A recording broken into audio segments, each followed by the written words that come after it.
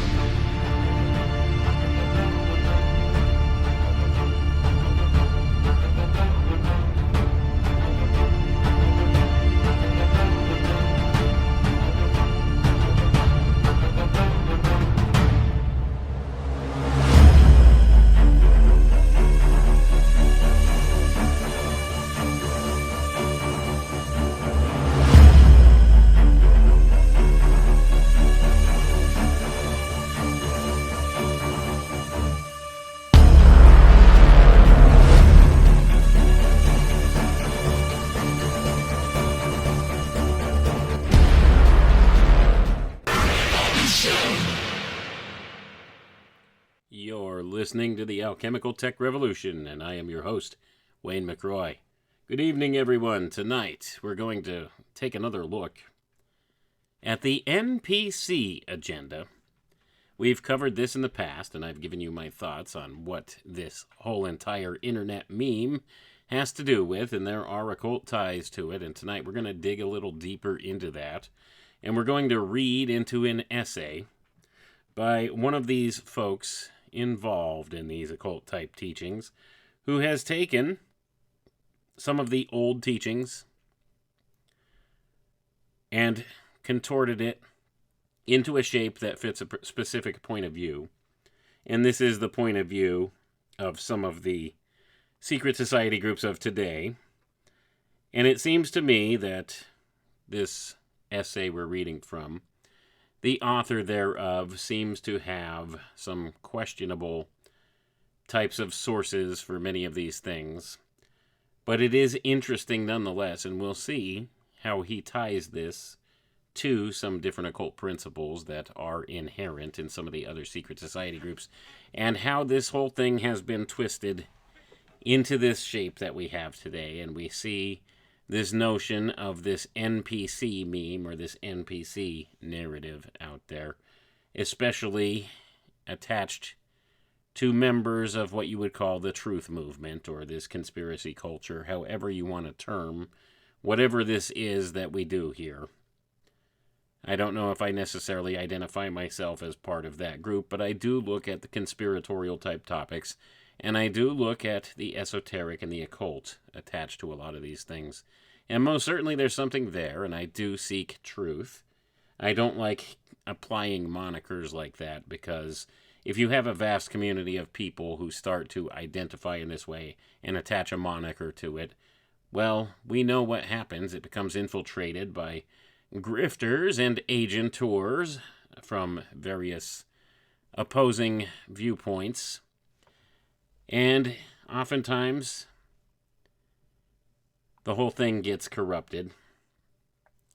The whole thing gets this mix of misinformation, disinformation with it, disingenuousness with it, and a whole lot of nonsense thrown in for good measure. And then you wind up with information that largely becomes discounted by most people, because they'll look and they'll see, hey, this such and such a person involved in this community says this, therefore they all tend to believe this, and I don't want anything to do with that because that is diametrically opposed to my own viewpoints. So they throw the baby out with the bathwater and move on, never thinking of the topic again or giving credence to it again, giving audience to it again.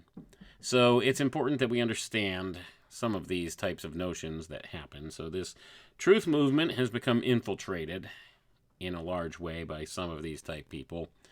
And a lot of the occult fraternities have become infiltrated by people with not so, how should we say, not so good intentions. And it seems to me that there's a lot of them out there just trying to make money on a lot of this stuff and trying to be teachers, alleging to be teachers, being able to teach you something or another about the true nature of things. I like to question this stuff, and I like to read their words and see what it is they believe. And of course, I offer my own biases, my own counterpoints to this. I offer back a biblical counterpoint in many regards to these things because it's necessary, because we need to keep our minds open to possibilities, but not so open that our brains fall out. Not only that, I think there is an absolute moral standard that was put in place here by our Creator, and I call this natural law. And these natural laws are largely represented in the Christian religious tradition in the various commandments given. So we all have this moral compass of right or wrong in that regard. But some people choose to ignore it, and some people choose to disregard it, and some people seem to think that they're above that and beyond that. And those would be some of these people in these secret society groups, and we've discussed this in the past. Now, it's this conflict of ideologies at play here. And this, of course, goes back to the whole Cain and Abel narrative, wherein Cain represented the philosophers of fire, and his brother Abel, or actually more properly, since Abel was murdered by Cain, his brother, who was born afterwards, Seth, represented the opposite of this. So Cain represented the philosophers of fire, and Abel represented those of the waters of faith, and we've had this split in philosophy ever since then. And of course, these people who view themselves as the lineage of Cain, the philosophers of fire, the builders, the ones who get things done, they distinguish themselves as being above and beyond those silly notions of morality that the religious folks have, those of the waters of faith. They think that, well, somehow they have superiority in this way. They have dominion. They will take responsibility for themselves and their own salvation and work towards that. That's why they consider themselves the builders. So we have this diametrically opposed type of philosophy going on here. Excuse me.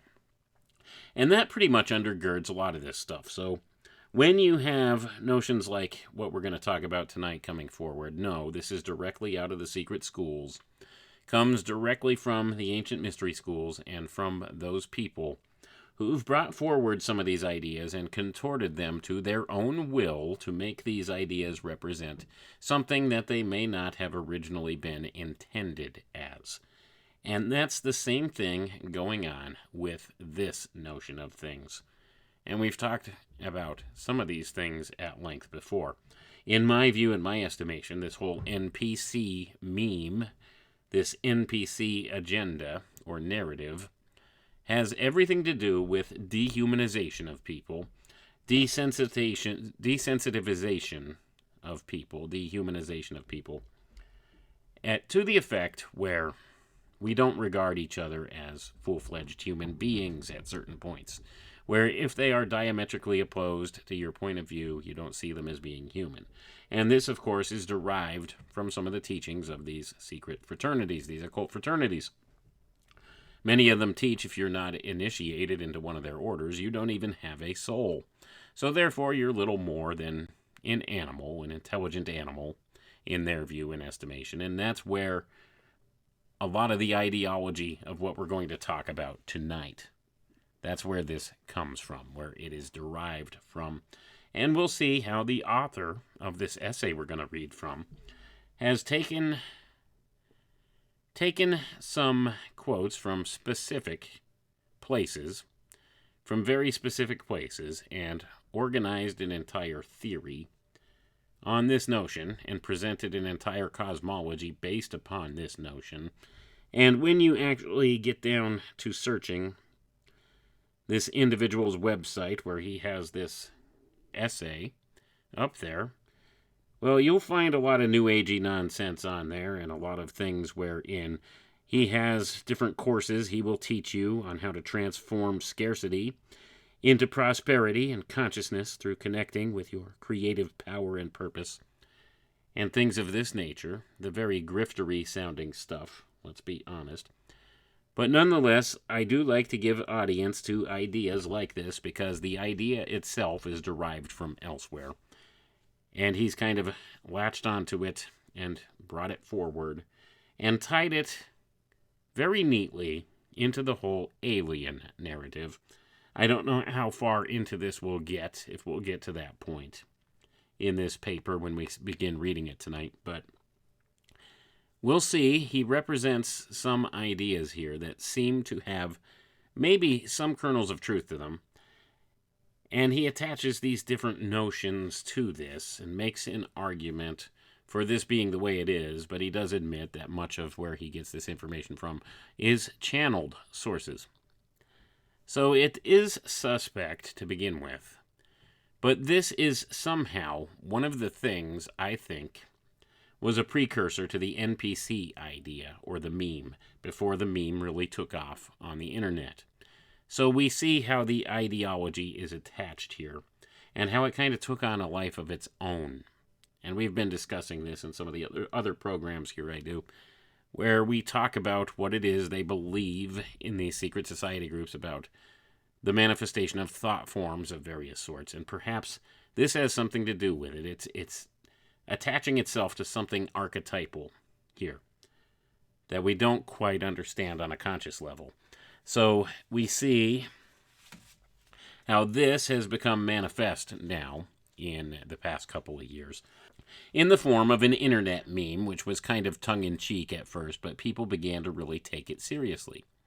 And this essay was written back in 2011, before any such thing came around. So this was a serious notion that was being circulated through some of the conspiracy culture and some of the occult fraternity culture.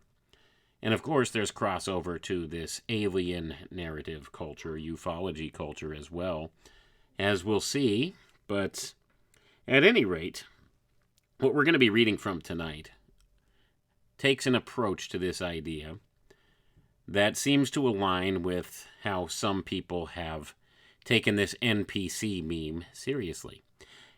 This paper we're reading from is called Organic Portals, Soulless Humans, written by one Mr. Bernhard Guenther, April 18th, 2011. And of course, he starts out the paper with a disclaimer, because apparently he doesn't want there to be any types of, dangerous misconceptions about what he's saying here. We're going to start with his disclaimer here at the beginning of this essay. Now, he says here, disclaimer, over the years, I've seen how this topic has been easily misunderstood by people who tend to distort the following information to blame and demonize others, mainly painting all organic portals as evil, or equating them with psychopaths, which is not always the case, and going around labeling all kinds of people as organic portals. The danger of generalizations and premature labeling is addressed in this essay. Going to pause for a moment here, folks. So he opens this essay with a disclaimer, telling people, hey, don't be, prematurely generalizing things and labeling people as this. You don't know. So let's continue on and see, what are we talking about here when we're talking about this organic portal theory? I'm going to begin reading. Listen up. I think this is an important idea. I think it's a totally wrong idea, but it's one that has taken hold in greater conspiracy culture nonetheless, and there are many people who actually act as if this is true, so it's important that we understand it.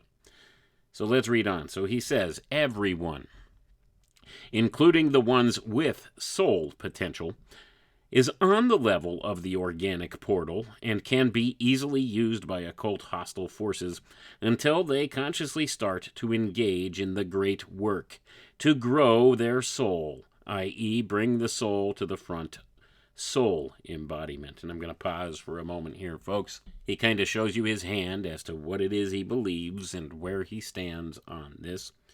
So he's talking about this notion of organic portals, and of course, This is derived from the very idea that the human body, the human being himself, is a gateway between worlds. Now, I think there is a modicum of truth to that. I think there is something to that. However, he takes it a step further here, as we'll see, and he claims that some people don't really have a soul. That they're just kind of this empty container that goes around. It's almost like an artificial intelligence type of a notion of things, and we'll see how a lot of this stuff touches upon ideas of, say, simulation theory and aliens being involved and stuff like that, depending how far in the paper we get tonight. These are some of the claims that he makes here, and these are some of the ideas he puts forward. And it's interesting to think about these things and to kind of meditate on them a little bit. But at the end of the day, something doesn't ring true about any of this for me, never has. So I just wanted to make sure that we delve into where this meme came from, because the meme is empowered by an archetype, which I think was introduced around this time back in 2011, just prior to the events of 2012, not coincidentally enough. And from there, it took hold, and now it's been circulating on the internet as part of the meme culture. And make no mistake about it, meme culture is a real thing. People focus a lot of attention on the internet meme. Now, this is also an important concept in and of itself, and perhaps I'll delve more deeply into the alchemy of the meme at some point, because this is a type of an idea that takes on its own life, its own type of manifestation unto itself. So this NPC meme began circulating a few years back, and it's really taken on some wild popularity. Now, by and large, most people who use this NPC meme, it's kind of a tongue-in-cheek thing. It's meant as comedy, not to be taken seriously, but there is a sub-portion of the culture out there who actually adopted this idea and really think there's merit to it. That perhaps there's people that are just like non-player characters in a video game. There's nothing there. It's just following a program. And a lot of people wholeheartedly believe this, because some people you just can't reach, right? You can't seem to get through to them. And we're going to explore a little bit further down there and see what kind of evidence is that this guy cites for such a thing maybe being the case. And we're going to see how it's been contorted in certain ways. But, like I said, a lot of this stuff you do have to take with a grain of salt, because there's really no way to prove nor disprove any of it. And that's the whole point with this. There's no way to prove this. And we'll see as we get through the reading here as to why you can't really prove this. But at any rate, he does say some things out of the gate here which I don't necessarily disagree with. He says that everyone can be easily used by occult hostile forces. I don't disagree with that. It's very possible that given some of the choices we make in this world, we can set ourselves up to be used by hostile occult forces, or to be affected by hostile occult forces. I would say there's certainly some truth to that notion. And that maybe even things like possession are possible in that regard. So I don't disagree with that portion of it. And we're going to see how this relates to some other things that we may have seen in popular culture, in movies like The Matrix, where Agent Smith could step in wherever he needs to, into the Matrix, into whatever body is there, and take control for a time. And we'll see how the author of this essay here approaches that kind of a thought here too. So let's go ahead and we'll continue reading. So he opened up here with this disclaimer, because he doesn't want people to misunderstand or distort what he's saying here. He doesn't think that organic portals, these beings that he calls organic portals, these soulless humans, are necessarily evil. They're not all evil. They're just doing what they're programmed to do, right? So that's the kind of notion he starts off with, and he doesn't want people to misconstrue that and think that there's something sinister about any of these people who may not have a soul. So let's continue into this here now. So after that, he has a couple quotes here from other authors going back some time here. First quote is from a gentleman named G.I. Gurdjieff. And he says, quote, "A considerable percentage of the people we meet on the street are people who are empty inside. That is, they are actually already dead. It is fortunate for us that we do not see and do not know it. If we knew what a number of people are actually dead and what a number of these people govern our lives, we should go mad with horror," end quote. And to be fair, I've never heard of this G.I. Gurdjieff, so I'm not sure where he's quoting from. He doesn't give the source other than the name there, or what book it's from, or where this was written, or when this was written. But this next quote he gives may have a little more credibility behind it, because he's quoting from a publication called Faculty Meetings with Rudolf Steiner, Volume 2, from July of 1923. And this is a transcript of a conversation between a teacher and Rudolf Steiner. And we're going to read that. So it says here, quote, this is Rudolf Steiner in 1923. And this is the transcript. So it says here, quote, and this is Dr. Rudolf Steiner talking. He says, "That little girl, L.K., in the first grade must have something really very wrong inside. There is not much we can do. Such cases are increasing in which children are born with a human form, but are not really human beings in relation to their highest I." I'm going to pause for a second before I continue the quote. I being the capital I, as in the I am. So when he's saying I, he's not talking about the organ, the physical organ, the I. He's talking about the I, or the I am, the ontological self. So let me repeat that again, and we'll continue from there. So he says, quite a number of people have been born... Oh, hold on. Let's back it up. Sorry. So he says, such cases are increasing in which children are born with a human form, but are not really human beings in relation to their highest I. Instead, they are filled with beings that do not belong to the human class.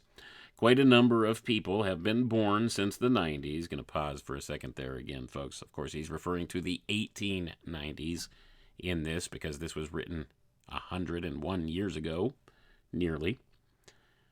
So he says, quite a number of people have been born since the 90s without an I, or an ontological self. That is, they are not reincarnated, but are human forms filled with a sort of natural demon. There are quite a large number of older people going around who are actually not human beings, but are only natural. They are human beings only in regard to their form. We cannot, however, create a school for demons. And then a teacher asks him, how is that possible? And Dr. Rudolf Steiner answers, cosmic error is certainly not impossible. The relationships of individuals coming into earthly existence have long been determined. There are also generations in which individuals have no desire to come into earthly existence and be connected with physicality, or immediately leave at the very beginning. In such cases, other beings that are not quite suited step in. This is something that is now quite common, that human beings go around without an I, or an ontological self.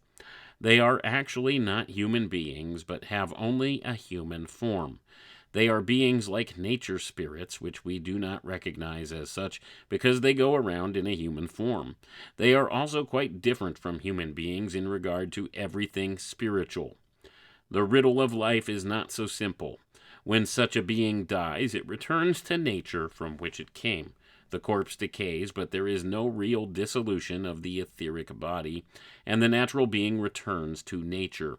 It is also possible that something like an automaton could occur. The entire human organism exists, and it might be possible to automate the brain and develop a kind of pseudo-morality. I do not like to talk about such things, since we have often been attacked even without them. Imagine what people would say if they heard that we say there are people who are not human beings. Nevertheless, these are facts. Our culture, would not be in such a decline if people felt more strongly that a number of people are going around who, because they are completely ruthless, have become something that is not human, but instead are demons in human form. End quote. And like I said, that was from Faculty Meetings with Rudolf Steiner, Volume 2, July 1923. Gonna pause for a second there. So we see he goes and he quotes Rudolf Steiner on this. A lot of people have a lot of respect for Dr. Steiner. They seem to think he knew an awful lot of things. He understood a lot of things, and certainly he may have. But I also think he had his flaws as well. He had his inherent biases and misconceptions that were taught to him in the schools of theosophy in which he was taught. So, with that being the case, he has some of these notions here. And he starts out beginning here talking about a child, a little girl in first grade. And he says there's not much we can do. Well, perhaps this girl was exhibiting some behavioral traits that were not common at the time. And I don't know, it doesn't go into much detail as to what the nature of this was. But he says this is not a human being, in essence. This is not a human soul of sorts. So there are some negative connotations attached here. And I suspect, have no evidence of this, and I don't know in the context of what's written here, that perhaps this was an encounter with a little girl who may have been suffering from autism symptoms. And there is certainly this connection with these occultists, wherein things like that being manifest, they have issues understanding these things about those types of conditions and can't necessarily explain them. And perhaps there's something different going on with those types of people. And they don't know how to express that adequately, but Steiner here made some claims about how there's this separate class of human beings now that do not have soul potential. And this is a hugely troubling thing. I don't know if Steiner is taken out of context here or not. I do have to go back and perhaps do some due diligence and research further into what he had to say about this subject, but he does claim he doesn't like to talk about it. And perhaps there's reasons to that, and I think this also aligns very much so with the warnings that he was giving people about the advent of a being called Ahriman, or the spirit of Ahriman, in this coming age. How this was the spirit of materiality, pure consumerism, thinking in terms of just the physical material world, and that this notion was attached to this. I think that's perhaps what this is in context to. But like I said, I do have to do my due diligence and go back and look and see what he was talking about exactly. But at any rate, the author of this essay chose to quote Rudolf Steiner here in this little excerpt to try to validate his point here. And what is his point exactly? We're going to read it and see what he says about this notion or this alleged phenomena of people who do not have souls like some do, and how this creates this division and this problem within humanity. So let's go ahead and read. I don't want to put words in his mouth, but we see the troubling connotations of what was said already. So now he has the introduction to his essay. Introduction. These are interesting times. On one hand, there are changes happening on a global scale that can't really be ignored much longer. On the other hand, the majority of the population seems to live their lives as if everything is just as it always is and always will be, locked in a tunnel vision of personal and material interest. As long as we keep lying to ourselves based on conditioning, wishful thinking, suppression, or denial, and believe the lies out there, mistaking them for truth, nothing will change. This goes also beyond having a positive attitude, where hope can be merely a trap and a lie to the self, Believing in lies that are positive in appearance, regardless how well-meaning the intent or good-hearted the person, is actually being negative and blocks one's awareness in spiritual evolution.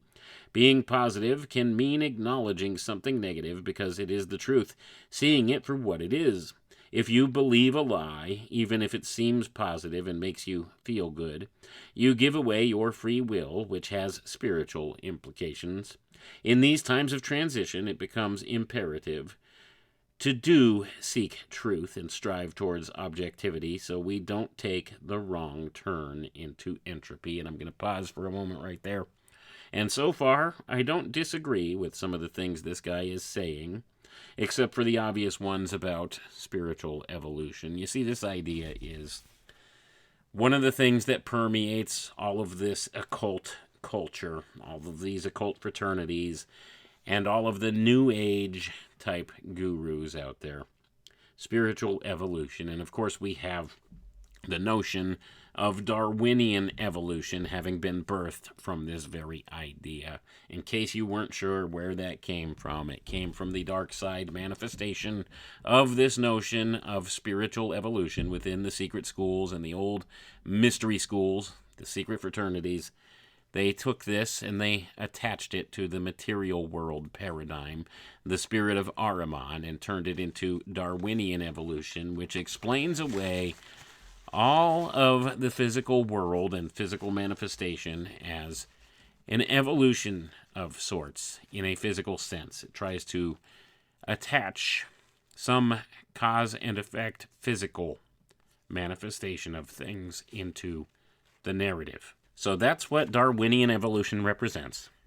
It's this Ahrimanic spirit attached to this then spiritual notion of evolution and given a physical cause and effect sequence here in our material world for our modern day science to go off of.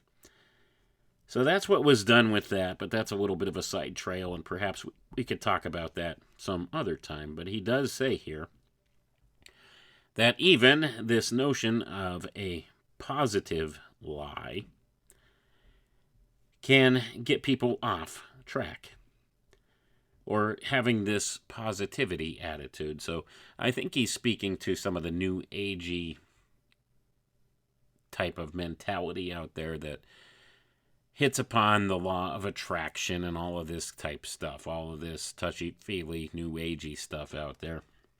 So I think he's kind of giving a little punch to them to try and discredit a lot of that stuff. But at the same token, if you look at what this guy pushes, kind of all sounds the same, doesn't it? But maybe he knows the truth, but the rest of them don't, right? That's how a lot of this goes. But at any rate, he says we don't want to lose our objectivity towards the truth. And of course, he's talking about, well, this truth that he seems to see where there's two different kinds of people, and we'll get there. Let's not get ahead of ourselves. We'll go ahead and read on. Then he goes on and he quotes again from another book. This book is called Gnosis 2 by Boris Moravev. Boris Moravev. And he quotes this guy quite a bit, so he seems to have some similar ideologies to this guy. And he uses this guy's writings as some of his argument here. So this is a quote from this Boris Moravev in his Gnosis 2 book.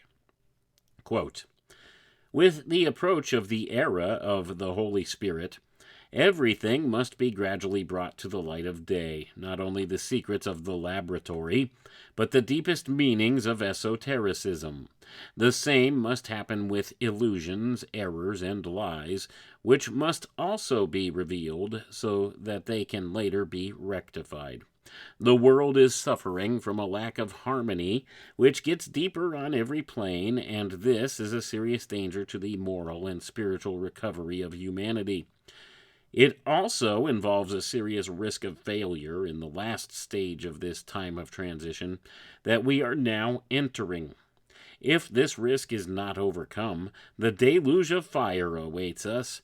We will have to make an immense effort to ward off this fate, and we have very little time in which to do it. Man has only himself to blame for the greatness of the effort needed.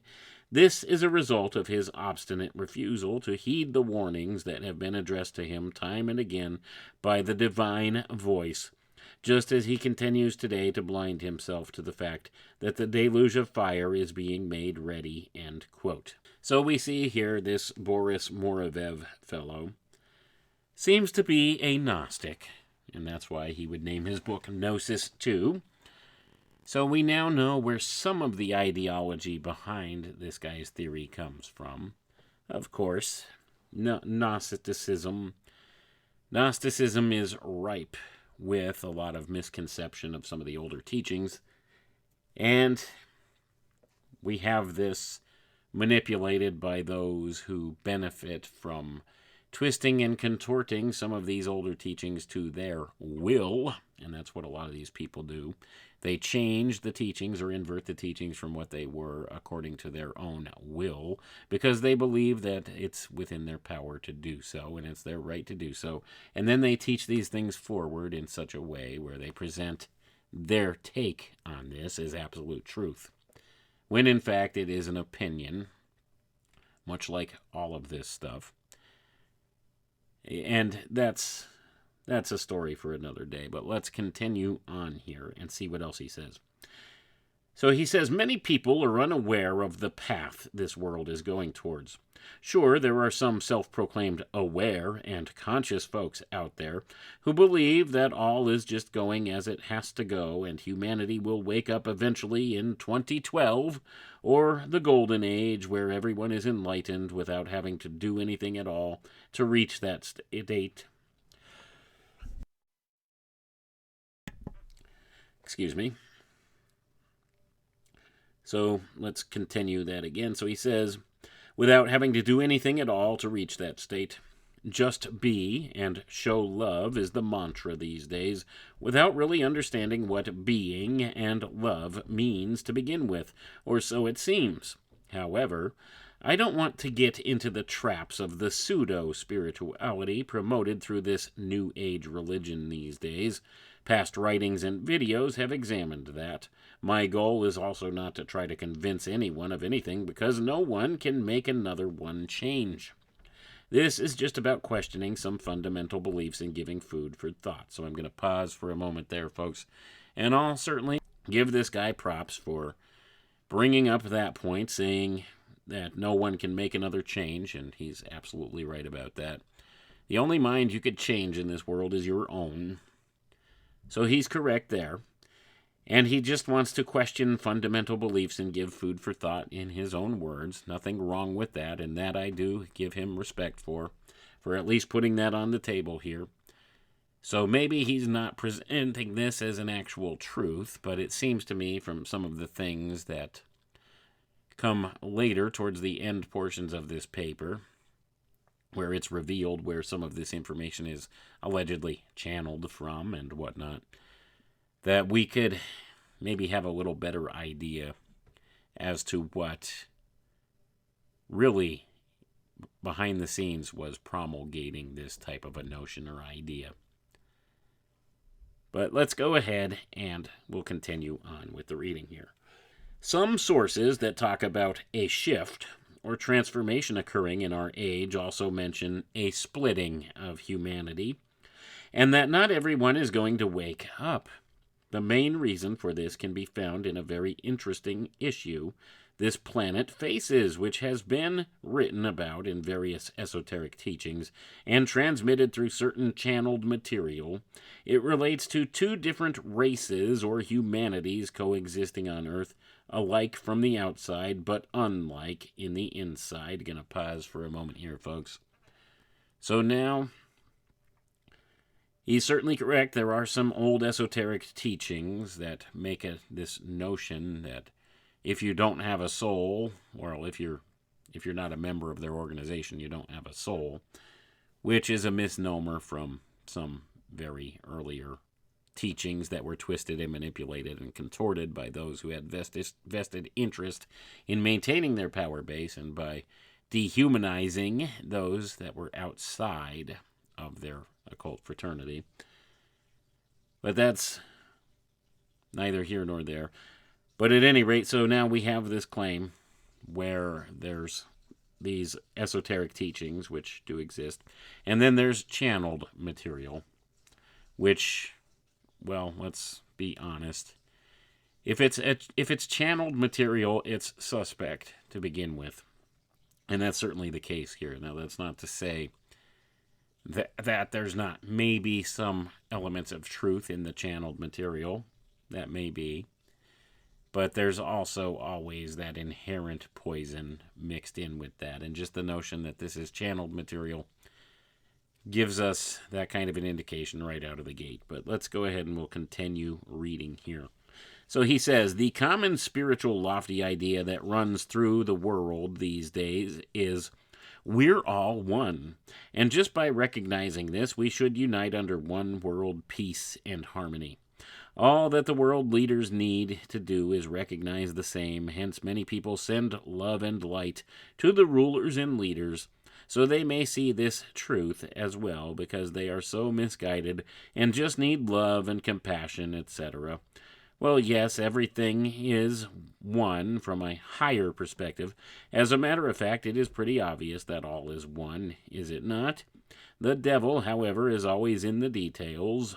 Going to pause for a moment here, folks. The devil is in the details with a lot of things.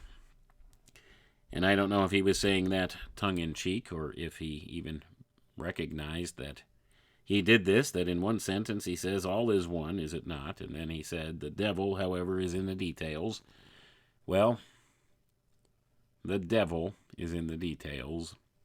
The devil indicates that there's not only one. In some systems. But at any rate, we have this New Age philosophy and this occult philosophy from the occult fraternities, wherein they think of everything as being derived from this universal one. And we have books talking about this notion of universal one and this kind of thing. So, at any rate, this notion of things has been promulgated through the secret groups, the secret society groups, for a long time. And this guy kind of picked up the same thing. And this is one of the things that's been adopted wholesale in the New Age type community, which he seems to be kind of bad-mouthing this same group in which it seems he has similar ideologies to. But at any rate, that's neither here nor there. So I'll repeat that portion, the quote from Boris Morovev from his book, and continue from there. So he says, with the approach of the era of the Holy Spirit, everything must be gradually brought to the light of day. Not only the secrets of the laboratory, but the deepest meanings of esotericism. The same must happen with illusions, errors, and lies, which must also be revealed, so that they can later be rectified. The world is suffering from a lack of harmony, which gets deeper on every plane, and this is a serious danger to the moral and spiritual recovery of humanity. It also involves a serious risk of failure in the last stages of this time of transition that we are now entering. If this risk is not overcome, the deluge of fire awaits us. We will have to make an immense effort to ward off this fate, and we have very little time in which to do it. Man has only himself to blame for the greatness of the effort needed. This is a result of his obstinate refusal to heed the warnings that have been addressed to him time and again by the divine voice, just as he continues today to blind himself to the fact that the deluge of fire is being made ready. End quote. And that is from Gnosis 2 by Boris Morovev. So this gives you a Gnostic perspective here from this gentleman, and a lot of this stuff, as we have said in the past, is derived from earlier works from earlier secret society groups and their teachings and beliefs, and some of this has been misconstrued and taught in ways that do not seem to align with the truth of the matter. But at any rate, let's go ahead. We'll continue reading from there. So the author here goes on and he says, many people are unaware of the path this world is going towards. Sure, there are some self-proclaimed aware and conscious folks out there who believe that all is just going as it has to go and humanity will wake up eventually in 2012 or the golden age where everyone is enlightened without having to do anything at all to reach that state. Just be and show love is the mantra these days, without really understanding what being and love means to begin with, or so it seems. However, I don't want to get into the traps of the pseudo-spirituality promoted through this New Age religion these days. Past writings and videos have examined that. My goal is also not to try to convince anyone of anything, because no one can make another one change. This is just about questioning some fundamental beliefs and giving food for thought. And I'm going to pause there just to reify the idea that he's correct in saying no one can change anybody else's mind about anything. The only mind you can change in this world is your own, so he's correct there.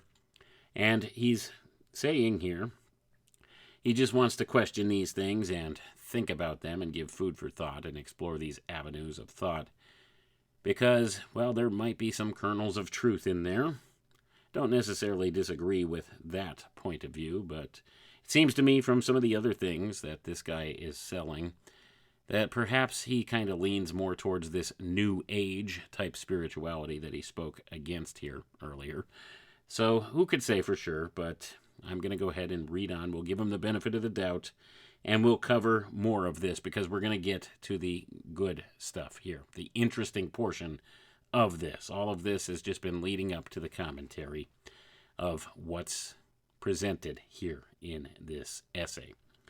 Some sources that talk about a shift or transformation occurring in our age also mention a splitting of humanity and that not everyone, is going to wake up.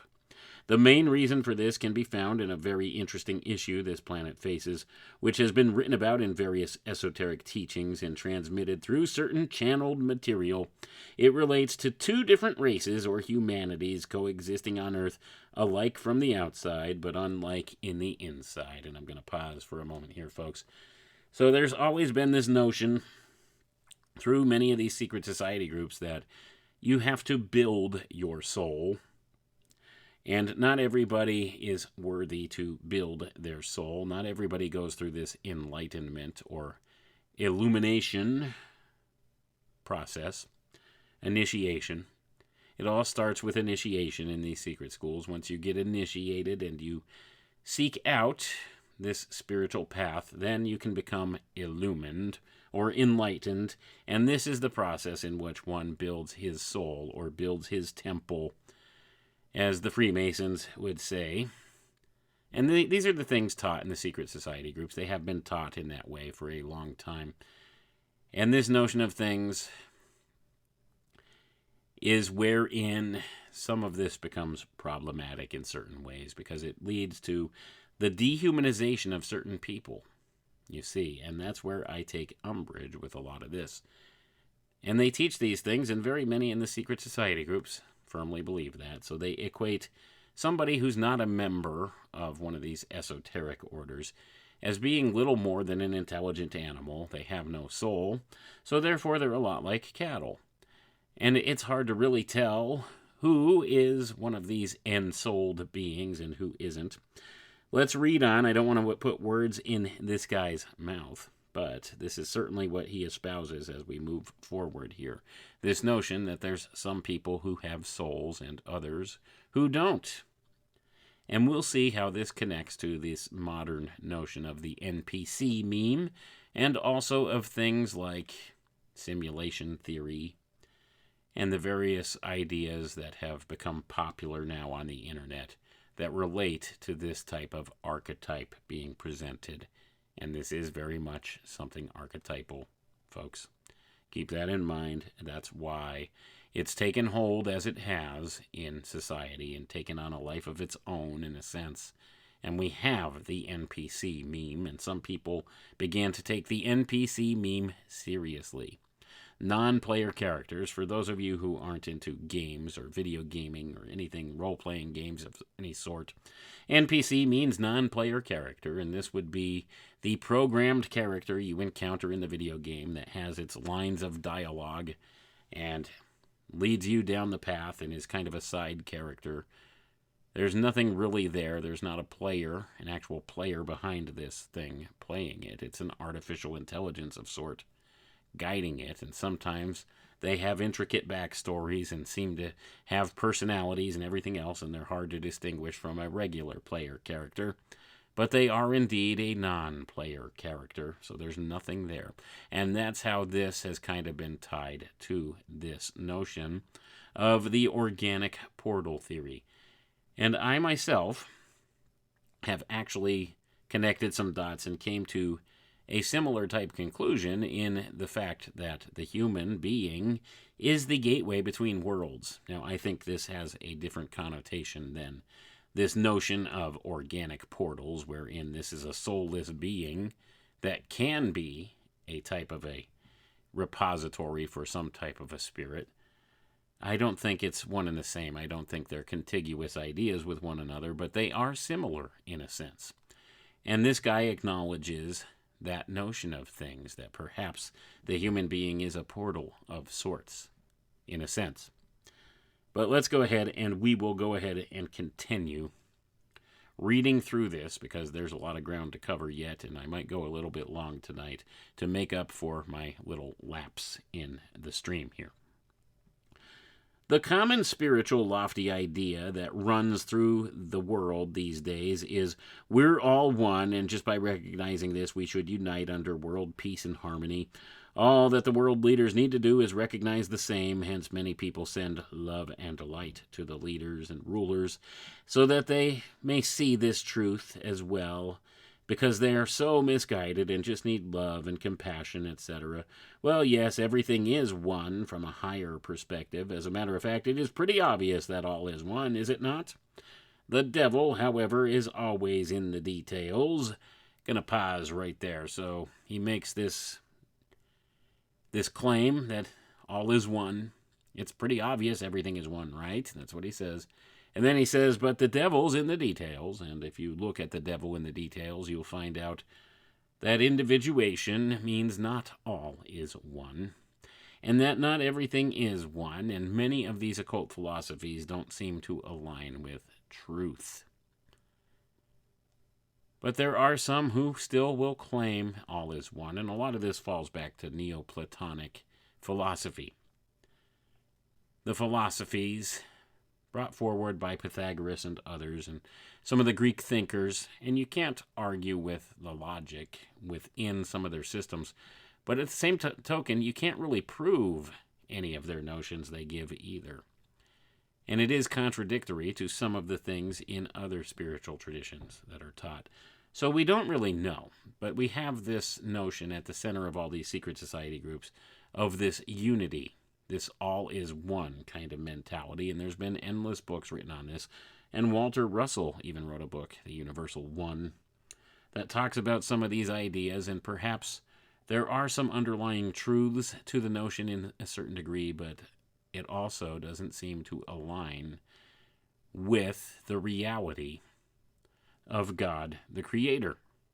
You see, to accept that God the Creator is one with everything and that we are all one with God the Creator, you have to accept that the creation is the Creator, and that is just a logical fallacy when it comes down to it, really. That's wherein I take a little umbrage with that. Now, I reserve the right to be totally wrong about everything, and I'm inherently showing my own biases here, and I don't apologize for that. We all have our inherent biases, and it's okay to have those, and it's okay to disagree on certain notions like this. But this is one I disagree with. I don't think the creation is the Creator. I don't think that nature itself is God. Now, God created it and exists outside of, around, and separate from it, also within and throughout it. You see, these are things the human mind can't comprehend in our finite understanding. But I do see God the Creator as a separate thing from the creation. And that's where my point of view differs from most of these secret society groups. And I have reasons for this, very personal, spiritual reasons for it, but that's neither here or there. I don't want to go down that avenue of thought here. I just want to stick here with this reading tonight and maybe offer some counterbalance to the points presented here. But at any rate, let's continue reading here. So he says here, Laura Knight Jadzik gives a good insight into the misplacement of higher truths in her book, The Secret History of the World. And now he quotes from that book. Quote, many modern teachers and gurus tell us, since there is only one being which permeates all things, all we have to do is see everything as only light, and that will transmute the darkness, and we will create our own reality of light. End quote. Gonna pause there.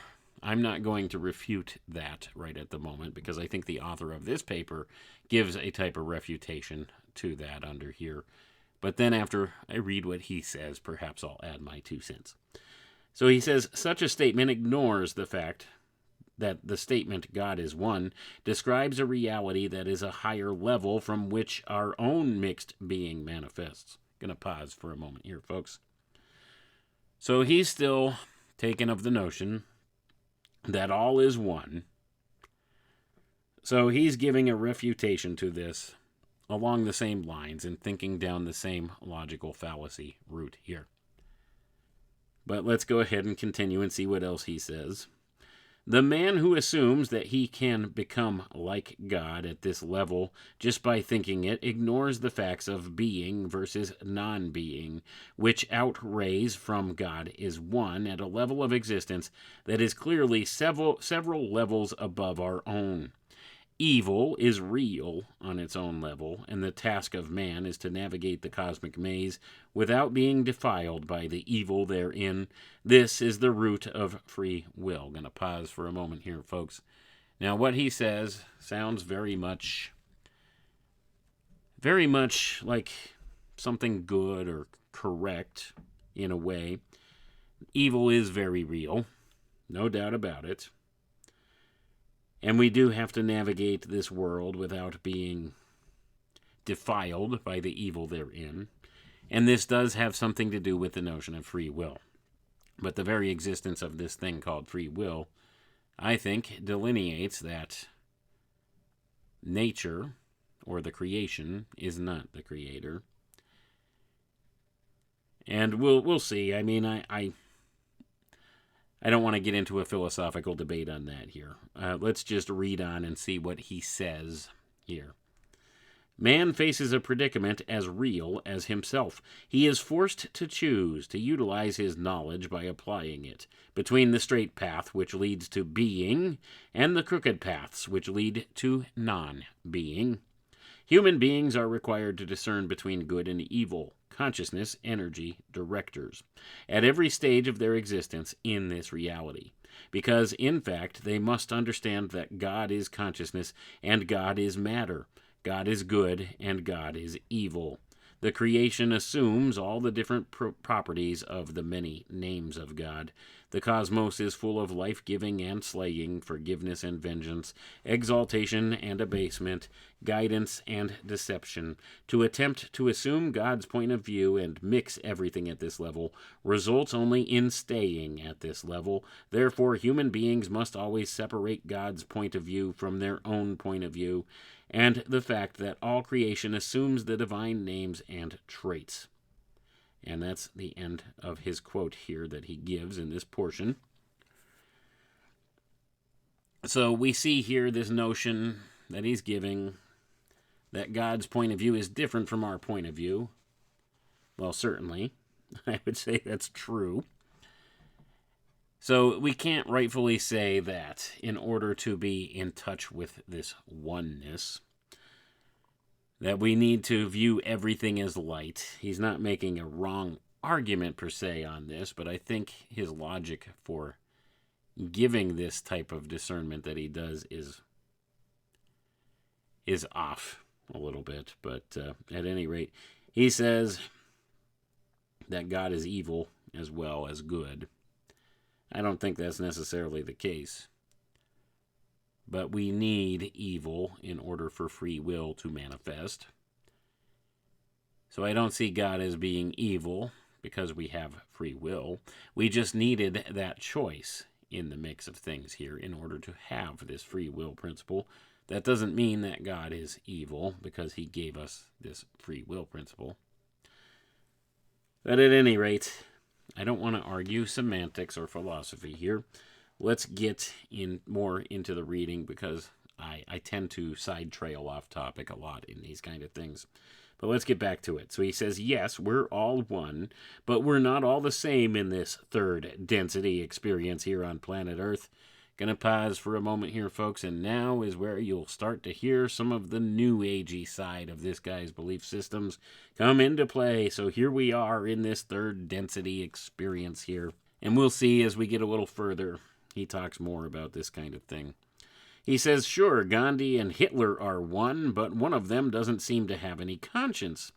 The biggest illusion and projection regular folks seem to have is the assumption that the people in positions of power think and feel just like we do. And if they don't, it is assumed that they are just misguided and lack love in their lives. However, what if there exists a type of human who has no connection to the higher centers of universal love or awareness at all by birth? He or she is not even genetically wired this way, not being able to access it this lifetime around, but he or she can emulate and fake these higher characteristics quite well, and even distract you from evolving by sapping your energy and feeding off of it. They can tell you exactly what you want to hear, appear compassionate, empathetic, and understanding, without meaning or feeling it one bit. And what if this type of human makes up half of the world's population? He or she might even be a family member, a co-worker, neighbor, boss, or even a close friend, a lover, husband, or wife. Certainly not a pleasant thought, and certainly a blow to the popular New Age paradigm of we're all one and humanity is becoming enlightened just by focusing on love, light, and so-called positive thinking. I'm going to pause for a moment here, folks. So what he's saying here is, what if there's this other type of human being that doesn't have this type of makeup? What if they just pretend like they have this? What if they have no compassion? They have no feeling or care for other human beings, but they've learned how to get along and give off the appearance of a human being. This is the argument he's making here, and this is the line of thought that he's approaching here. But he also makes, once again, some logical fallacies. He's making assumptions here. He's assuming that much of the occult teaching is accurate, that people do get reincarnated back into this place. He's making that assumption, and I don't know the true nature of whether that's true or not. But this is assuming these points of view from these occult fraternities that they are indeed correct somehow. First of all, so that's where there's a problem with this. And he's also making assumptions based upon this notion of they don't have connection to the higher centers of the human being. And of course, this aligns with the chakra system bit. And this notion that we have the lower man, the animal man, and the higher man, the spiritual self, and we could do the work to open up the third eye and elevate these chakras. Well, the notion here is there's some people that only operate in the animal realm. That's what he's saying here. And then it's half of the world's population. Now, think about that. And it could be people you know and love. They're just good at making you believe that they have empathy and they have human souls and spirits in them, and that they're just like you. But they might not. And how would we know that? We have no way of knowing. Think about the nature of consciousness itself. Think about our lens that we view the world through. We all have our personal lens of observation. We don't know what's outside of ourselves. We perceive things only through this lens of self, the ontological I am. So we can't understand somebody else's perspective. Maybe they have this same sense of self going on that I have, or maybe they don't. I can't tell. And if they do, is it real? Is it genuine? Is it the same thing that I have with my sense of ontological self? Or are they just figments of my imagination, so to say? Am I just perceiving them as behaving in this way? Are they just there to reify my perception of reality? Do they act in the same ways that I do to reify my perceptions of reality? And maybe they're not what they're presented as. These are the lines of thought that this guy's talking about. And all this does, in my estimation, is lead to the dehumanization of people and desensitization towards people.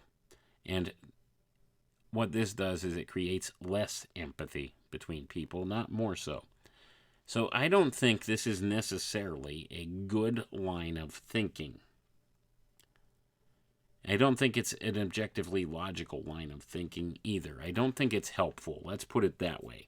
What this has done is it's introduced an excuse for people to be mean-spirited towards others and to think of other people as merely animals or automatons or artificial intelligences of some sort. And of course, you could see how this will align very heavily with the whole notion of simulation theory, and how movies like The Matrix have presented this with Agent Smith, and how this notion of perhaps some type of non-human spirit could take up residence in the human form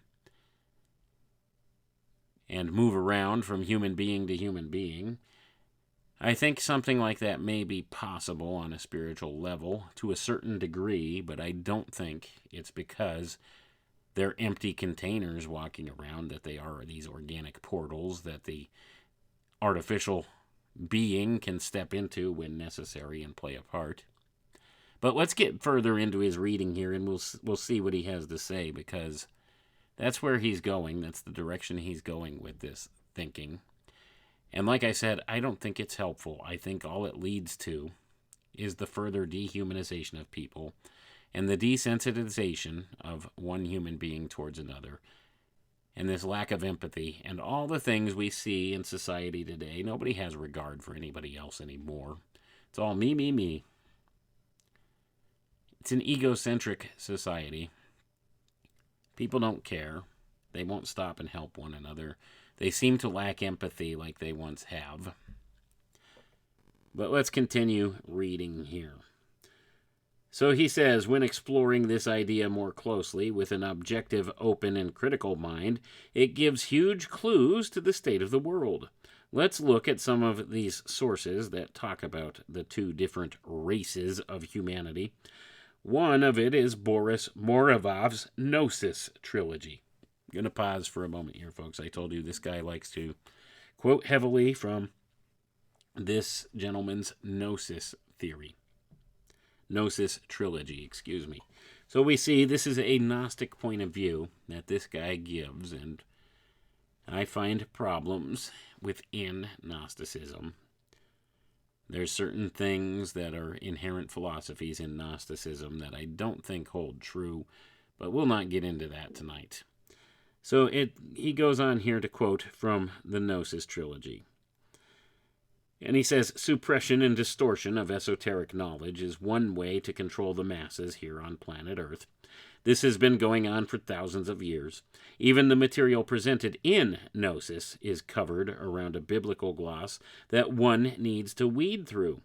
As we enter the time of transition, deeper knowledge about our reality and world is coming to the surface again, but only the ones able to see will truly recognize it.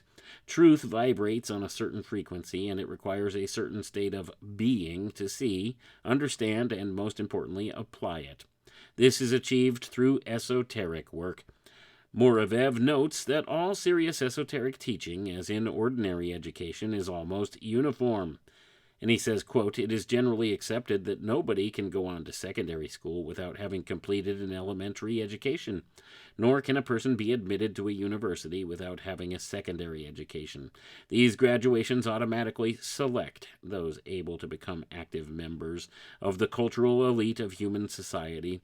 Exactly the same is true in the esoteric tradition.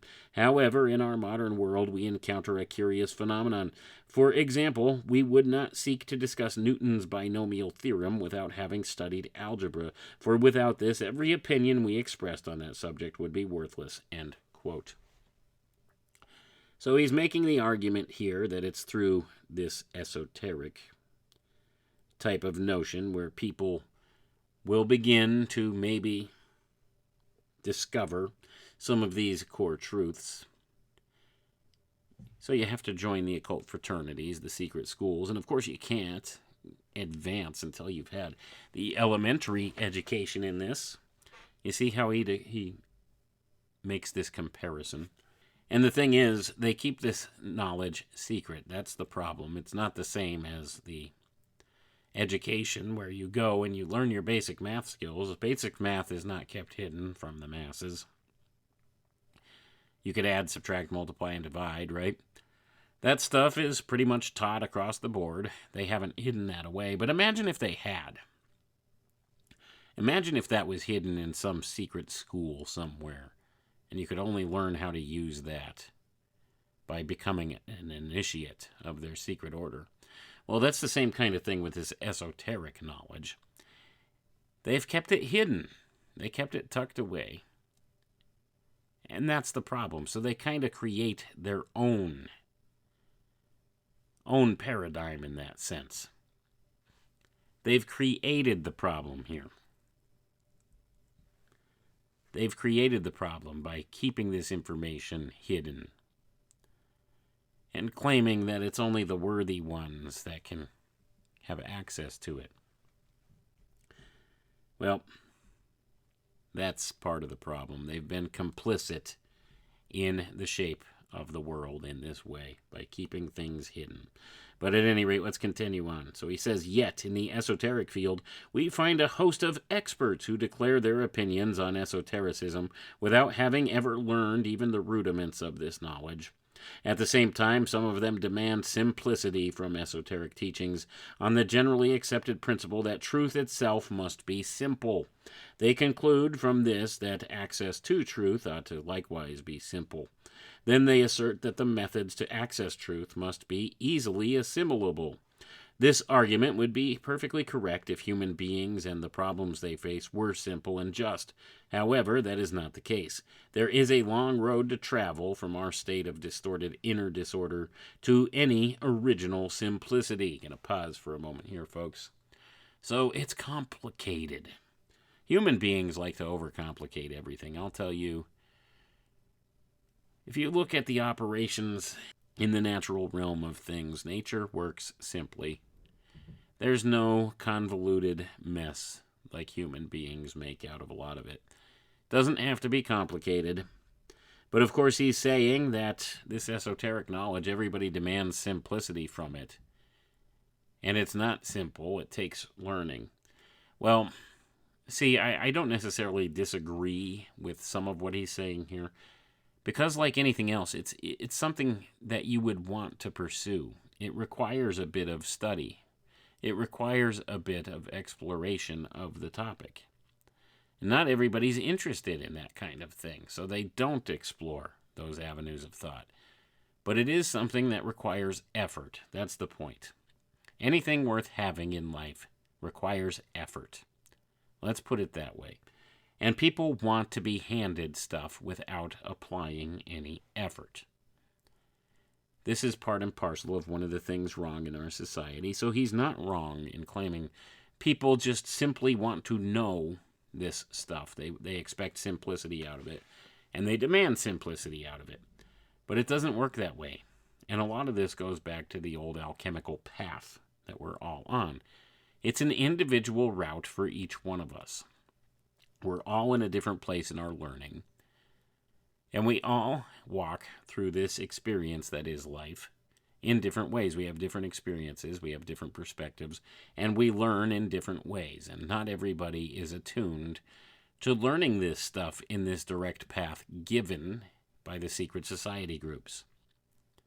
This is what's become problematic. They've hidden away the information in these small select groups who get to pick and choose who they let in and who they teach and who they don't. And the problem is not everybody learns in the same way, but they made a one-size-fits-all initiation rite and a one-size-fits-all spiritual path working teaching system. And not everybody learns in the same ways. And this is what I referred to on a previous broadcast as synthetic initiation. It's not how things work in the natural realm of things, and everybody goes through a process in their life, a type of initiation process in their life, a natural one, in which you have the experiences that you have and you learn. That's a type of an initiation. But it's not a synthetic initiation. It's not an artificial initiation as these mystery schools have presented. That's where the problem lies. Because once again, like everything else, it's about the inversion principle. So this is the man-made initiatory process that's being presented here. This has nothing to do with how God intended things or how the natural world really works and how people learn their lessons in life and learn about this stuff. So all of this esotericism, as presented here, this is the inversion of natural processes. And this is man's hubris coming into play, where man has designed these initiation rites, these initiation ceremonies, and all of these path-working systems and these honorary degrees, degree systems of teaching. This is all man-made synthetic initiation here. So I find it interesting that these same people who will claim, well, you can't go by the Bible because it was written by man. Who wrote all of their initiation working systems and all of these things that they believe? What gives them any more credence than the Bible, if that's the case? The hand of man has had a place in any writing here that's been put to paper. But see, these are the contradictions in their way of thinking and logical fallacies that I find all the time. When you apply that line of reasoning to things, they just claim they're correct just based upon, well, we're right and you're wrong. You see that all over the place with this because we have the secrets, they say, because they've kept some information hidden from the masses. So they think they're special and they get to determine who gets to know it and who doesn't. At least that was the case until this stuff began leaking out on the internet. You see, you couldn't learn a lot of this stuff or find a lot of this stuff about 15, 20 years ago. Wasn't out there to be had. It was locked away in secret libraries, only for those initiates of these secret orders. But now it's out there in the open, and we can apply standards of logic and reason to it and see what it is exactly that they believe and they teach, what their secret doctrine is. We could reveal it to the light of day and tell some things. But at any rate, that's another side trail I just had to speak upon. But let's get back to it. So he says here, in practice, the doctrine of simplicity, if regarded as an axiom, turns the student aside from the straight gate and the narrow way that leads to life. Impelled by this counter-truth, he believes he stands before this door when he is in reality, although undoubtedly in perfectly good faith, walking the wide path that leads to perdition. Ad majorem diaboli gloriam, of course. Going to pause for a moment here, folks. So he's saying people who buy into this doctrine of simplicity, they're walking the wide path, not the narrow path. Let's continue on. The doctrine of simplicity, correct in itself but wrongly interpreted, becomes a snare for hearts and minds that are already too corrupt, a danger which should be recognized and avoided. Some people complain that the subject of the fundamentals of esotericism is not simple. Others have said that it leads to great clarity.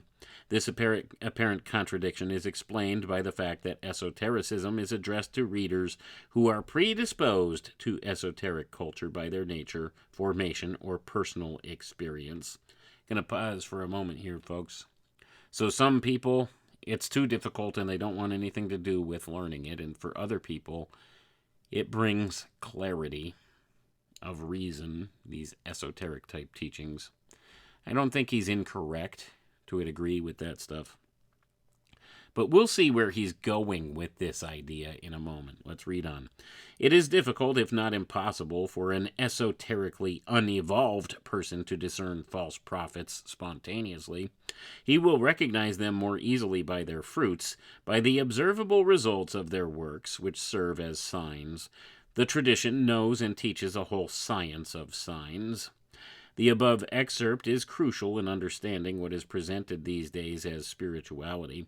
True esoteric knowledge has not much to do with popular New Age self-help literature these days, as promoted by the mainstream, what is shown on Oprah, from E. Tolle to The Secret, etc., or what is on the bestseller list and in. Too many people speak too quick, as if they already know, and repeat New Age slogans such as "We're all one," "All is an illusion," "All you need is love," "Just be yourself," "Be in the know," or "Be in the now," etc., without truly understanding the depth of these words and their true meaning beyond the fast food spirituality these days. Gonna pause for a moment here, folks. He's not wrong about a lot of the New Age nonsense that's pushed in the mainstream. But is he any more correct in his thinking? Let's see. Not all is false with what these sources state, however. Lies are mixed with truth, and the devil is always in the details. The world is full of self-proclaimed gurus and spiritual leaders who promise to show seekers the way as they cash in and feed off the credulity of their followers. Most popular New Age material, including channeled sources, merely serve as buffers and excuses, another form of illusion or escape, but not as a catalyst for true spiritual growth. As Morovev writes, and this is the guy that wrote these Gnosis books, this Gnosis trilogy, he says, quote, "Comfort, the prevailing word for progress in its many different aspects and to varying degrees, forms a sufficient aim for the majority of civilized men of our era. Under these conditions of our times, man is only open to divine values in carefully measured doses, kept within limits so that they do not trouble his bourgeois or socio-communist conscience or threaten the material well-being he has acquired." End quote. He says, however, there is another issue, and that is, esoteric work and knowledge can only be grasped and applied by a certain type of human, and that another type of man does not possess the ability in his or her current life cycle. Gonna pause for a moment here, folks. Now we're getting to the meat of the matter. This is what he's saying. He's saying some people have this spirit or soul and can understand the esoteric, and others can't. They don't have that capacity in this incarnation. And of course, he shows once again his inherent bias here towards these teachings, these occult teachings on things like reincarnation and various things as well. So he says, another type of man does not possess the ability in his or her current life cycle. One type has a soul. The other one is a soulless, so to speak. Gonna pause for a moment here, folks. So one has a soul and the other one is soulless, so to speak. He says there is no difference on the outside and in terms of personality, but the inner life is vastly different. No one is better or worse than the other, but all are a part of this evolutionary cycle. The idea of the soul is something that many religions, philosophers, and spiritual teachers talk about. The question is, what is the soul, and does everyone really have one? Gonna pause for a moment here, folks. So now, we're getting to the core of some of these teachings within the secret doctrine that create all kinds of conflict throughout the world from time immemorial. You see, they've always taught in certain ways that certain people groups or races are lesser than others. Some are more evolved than others. And all of this is part of the evolutionary cycle, the spiritual evolutionary cycle of the times that we're in and the place that we're in. So that they're not necessarily bad or lesser, but they're fulfilling their purpose, even though they don't have a soul like yours and mine, because you see, it's part of their evolutionary cycle. At some point, they'll evolve to the level we're at now, and when we're evolved to that next level, so we'll always be kind of superior to these people, but they're not bad for being inferior in this way. This is the kind of notion that's come about and been twisted and contorted in this viewpoint. And they've applied it to races and root races and things like that in some of the occult fraternities. And I think this guy will actually speak a little bit against that here. But his notion of things, his assumption he's making about things, is not really any better. In fact, it could be arguably much worse. Let's continue on, and he'll tell you what he thinks here. So he says there's no difference on the outside, but the inner life is vastly different. No one is better or worse than the other, but all are part of this evolutionary cycle. The idea of the soul is something many religions, philosophers, and spiritual teachings talk about. The question is, what is the soul, and does everyone really have one? According to Gnosis, as transmitted by Boris Morovev, going to pause for a moment here, folks.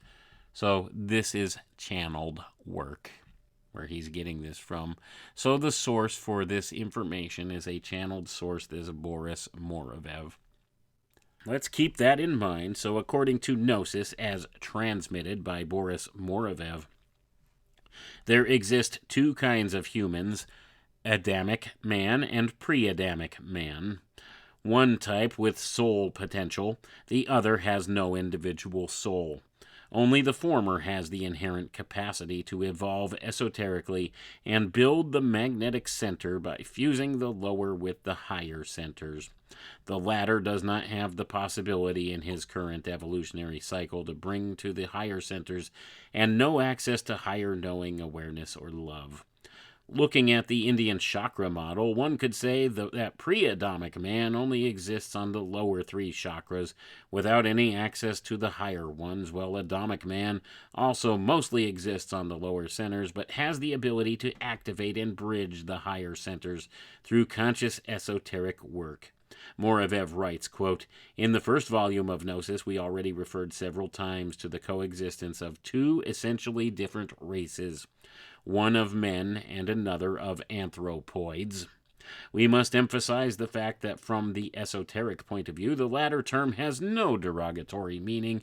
Gonna pause for a moment here, folks. Stupid monkeys. Why would you think there's a derogatory meaning to calling people anthropoids?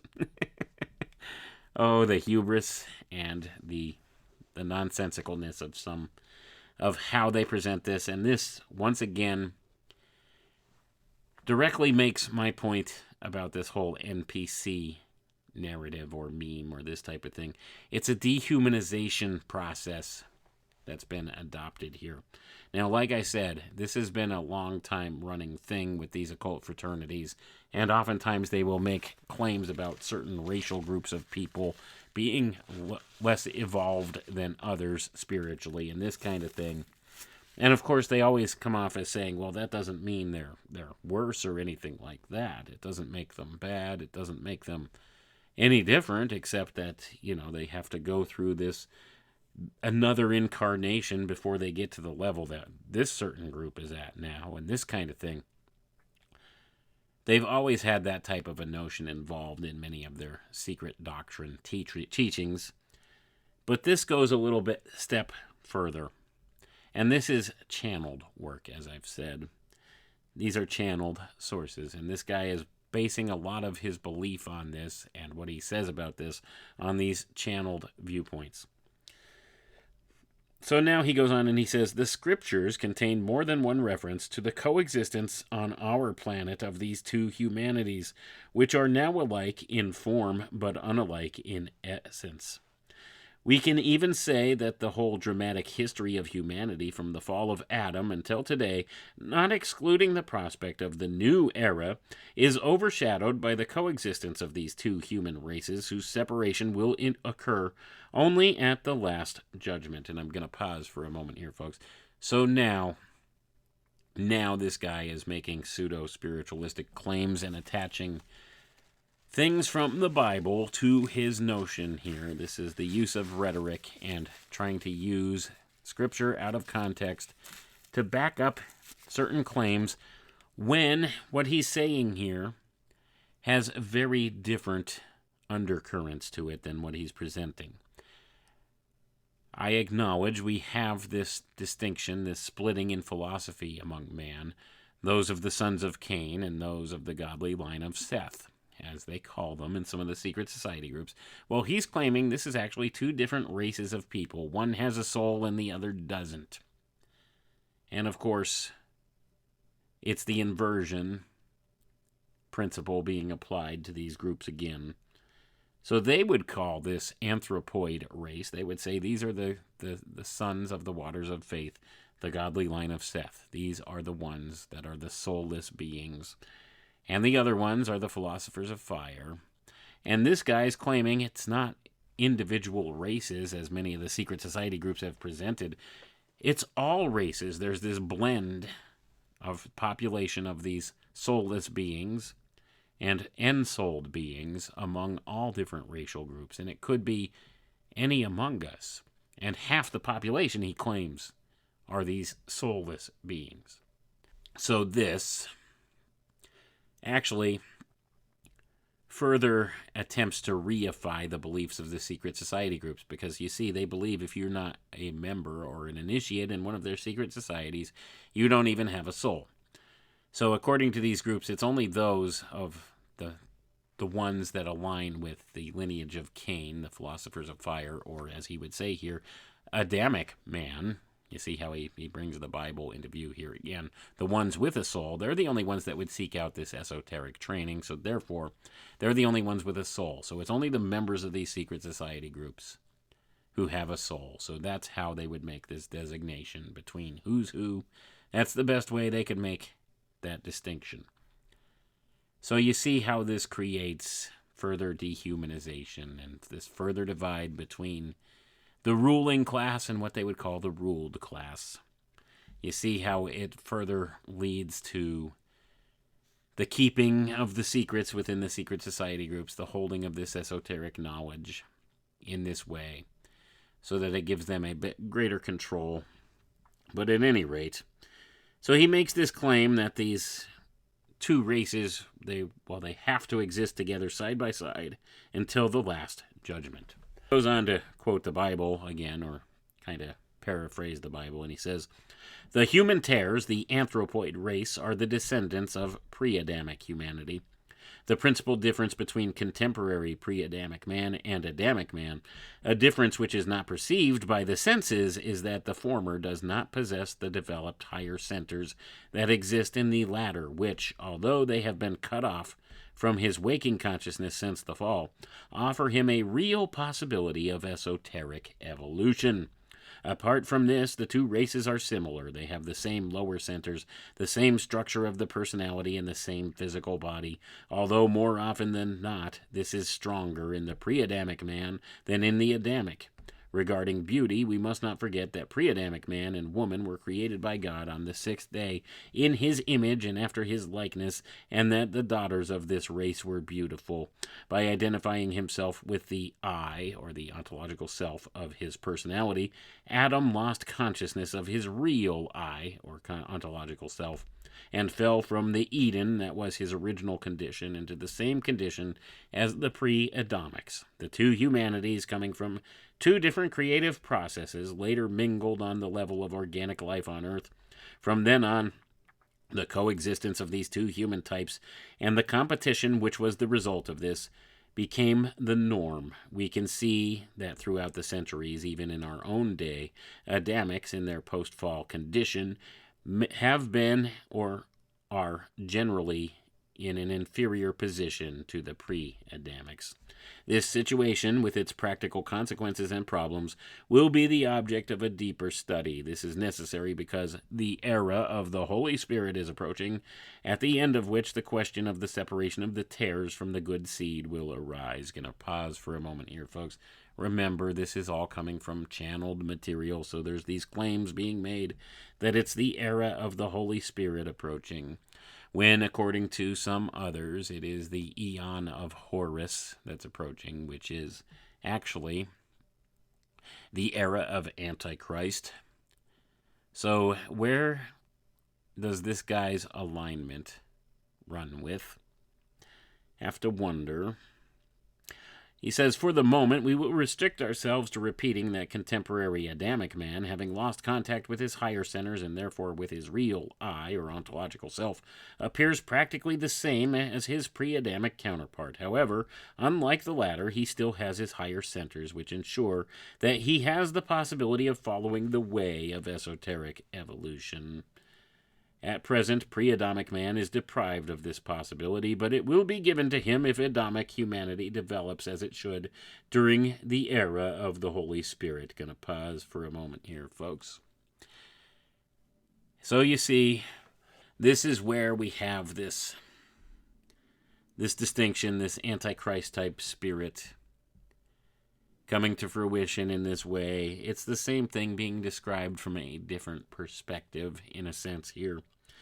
And from this notion that these two races, they exist side by side, and that this is nothing more than we're genetically wired or predisposed to that. And you have to understand the way they present this, there's no way to really prove nor disprove it. There's no way to know. Let's read on. I'm going to read on just a little bit more here before we close it out tonight, because we're past time by quite a little bit, but I do want to get a couple more things in before we sign off here. He says, not everyone has access to higher states of being and seeing. Moravev gives us examples of how the existence of the two races has been distorted and misused by means of racism and social control. Going to pause for a moment here, folks. So they acknowledge that this same notion has been used by the secret schools before. But you see, they misused it, and only these guys, these Gnostics and stuff, know the truth, right? They know better. Even though these secret society groups and these occult fraternities teach pretty much the same things, and they're right on most everything. Well, this is where they got it wrong, but this guy knows better because his channeled sources told him otherwise. Let's go ahead and continue on here. So he says, Adamic and pre-Adamic men are mixed throughout all humans from all over the globe. There can be even both types in the same family.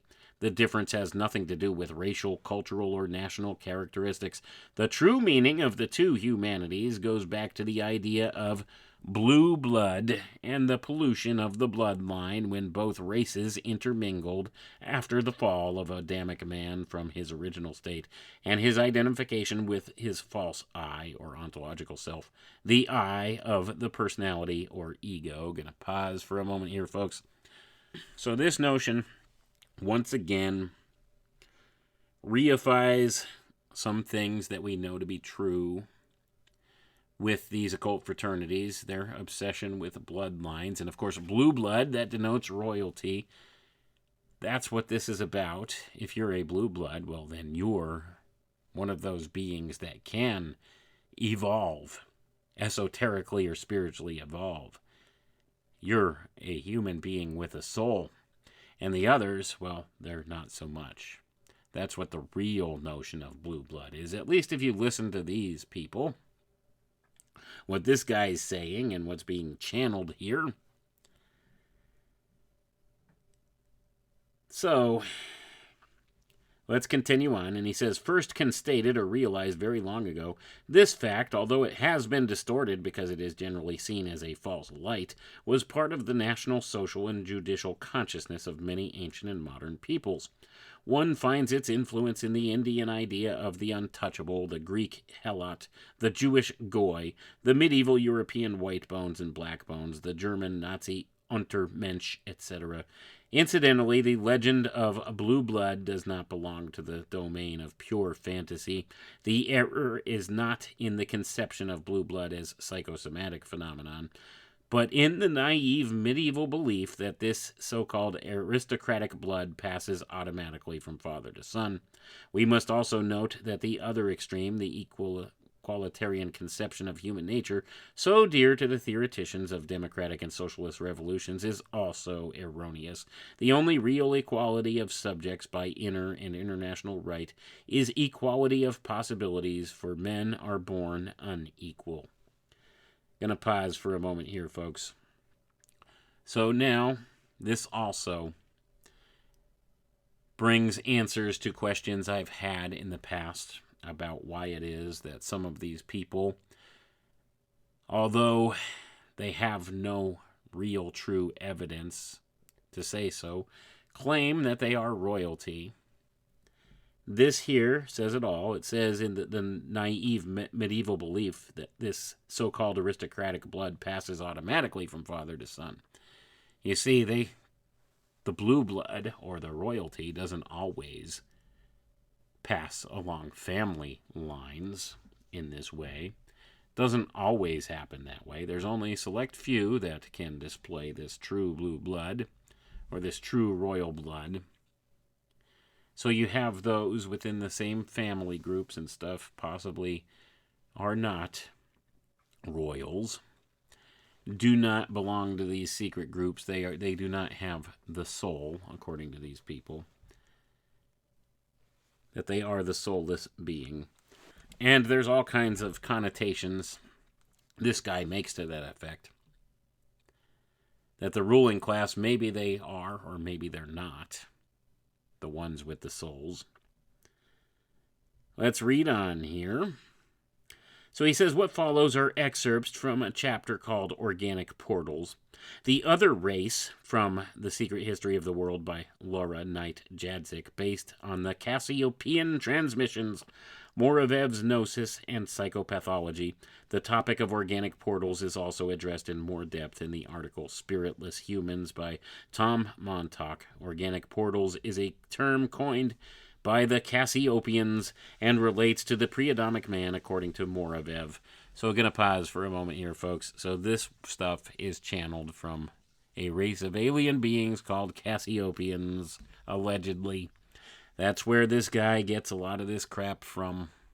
That's where they have this notion or idea from.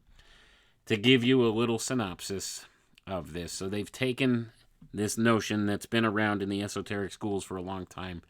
They gave it this new agey ufology twist. And they've attached these other ideas to it, and they call it the organic portal concept. That perhaps alien beings or some other beings, spirits, can manifest in these bodies of these soulless beings. And perhaps that's what's going on. There's a secret invasion of sorts happening in the world because half the population are these soulless beings. So do you see the lines of thought that you can take with this? This is kind of what's being inferred here. And it goes into some of the history, but I think we're going to just drop it right there for tonight. And maybe we'll explore this topic a little further on a future broadcast. Because when it gets down to it, it is a fascinating subject to think that perhaps this is the roots of where this NPC meme or idea came from. And I think that might be the case.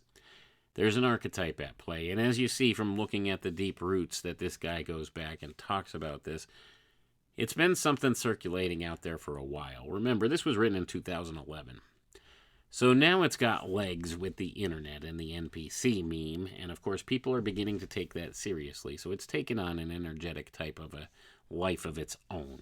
It's become kind of a trope in and of itself that's been energized in this way. Because it attaches back to a type of an archetype.